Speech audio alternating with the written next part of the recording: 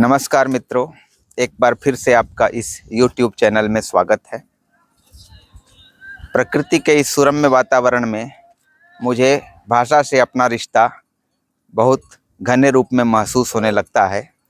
प्रसिद्ध भाषा शास्त्री भर्तृहरि ने अपने वाक्पदीयम नामक व्याकरण दर्शन के विश्व प्रसिद्ध ग्रंथ की शुरुआत इन पंक्तियों से की है।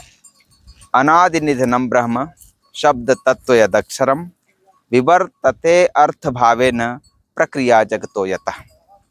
भावार्थ यह है कि शब्द तत्व यानी भाषा तत्व जो अनादि है और जिसका अंत भी नहीं है यानी अनादि अनंत है, ऐसे शब्द तत्व से विवर्तन के द्वारा अर्थ का प्रकाशन होता है।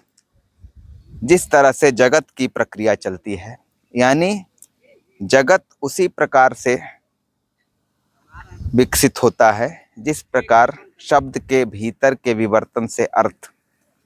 तो जगत की प्रक्रिया से शब्द से अर्थ के निकलने की प्रक्रिया को एकाकार किया गया है और इस सूत्र में शब्द को परब्रह्म के समकक्ष माना गया है और अर्थ शब्द के भीतर से निकलता है, उसका विवर्तन है यानी शब्द प्रधान है भाषा में। यह सूत्र कहता है, जैसा कि मैं समझ पा रहा हूँ। हो सकता है किसी की निष्पत्ति और भी हो, लेकिन मैंने इसको इस रूप में समझा है। भर्तृहरि शब्दाद्वैतवादी दार्शनिक थे, शब्द को ब्रह्म मानने वाले दार्शनिक थे।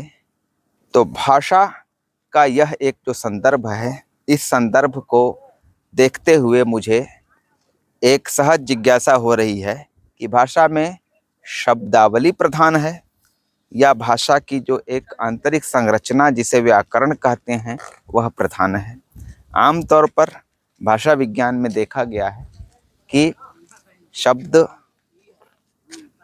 की प्रधानता से भाषा नहीं बनती, बल्कि व्याकरणिक संरचना की प्रधानता से भाषा बनती है।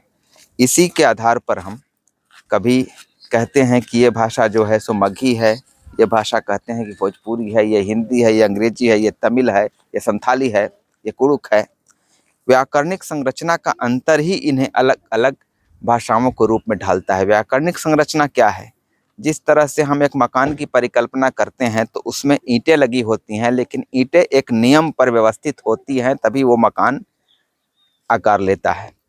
तो भाषा में शब्द जो हैं वो ईंटों की तरह हैं। शब्द महत्वपूर्ण हैं, शब्द के बिना भाषा आकार नहीं लेगी।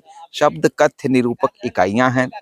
हम जो कहना चाहते हैं, संप्रेषण करना चाहते हैं जिन भाव और विचारों को, वो शब्दों के माध्यम से ही संप्रेषित होंगे। लेकिन केवल शब्द से भाषा नहीं बन जाएगी, शब्दों को एक निश्चित सजावट में डालेंगे, शब्दों को एक निश्चित नियम के तहत वाक्य की संरचना में डालेंगे, तभी संप्रेषण होगा। और भाषा संप्रेषण के लिए है, भाषा संप्रेषण का ही एक साधन है, संप्रेषण का ही दूसरा नाम है। इसीलिए भाषा में संप्रेषण के लिए जो इकाइयां वाक्य के रूप में या प्रोक्ति के रूप में संघटित होती हैं, उनके नियमों की व्यवस्था जिसे व्याकरण कहते हैं, उसी में भाषा सबसे ज़्यादा निहित है। शब्द तो भाषा के लिए एक बाह्य उपकरण प्रतीत होते हैं, इसीलिए एक भाषा से दूसरे भाषा में जो शब्दों का आदान प्रदान होता है, आवाजाही होते रहती है, एक स्वाभाविक सी बात है। जैसे हिंदी में तत्सम शब्द हैं, तद्भव शब्द हैं, देशज शब्द हैं, विदेशज शब्द हैं। और यदि हम शब्दावली में भाषा को निहित माने, तब तो हमें हिंदी और उर्दू को दो अलग भाषाएं भी कभी कभी मानना पड़ सकता है। लेकिन मेरा यह विचार है, जो भाषा विज्ञानियों का एक बड़ा समुदाय कहता है, कि भाषा व्याकरण में निहित है और उस हिसाब से फिर हिंदी और उर्दू शब्दावली का चाहे जो भी अंतर हो, लेकिन व्याकरणिक संरचना एक है, क्रिया रूप एक है, परसर्ग एक है, संख्यावाचक शब्द एक है, सर्वनाम एक है। इसलिए हिंदी उर्दू एक ही भाषा के दो अलग अलग नाम हैं, अलग अलग रूप में जिनकी अभिव्यक्ति लोगों ने की है, एक को देवनागरी लिपि में लिखकर, एक को फारसी लिपि में लिखकर।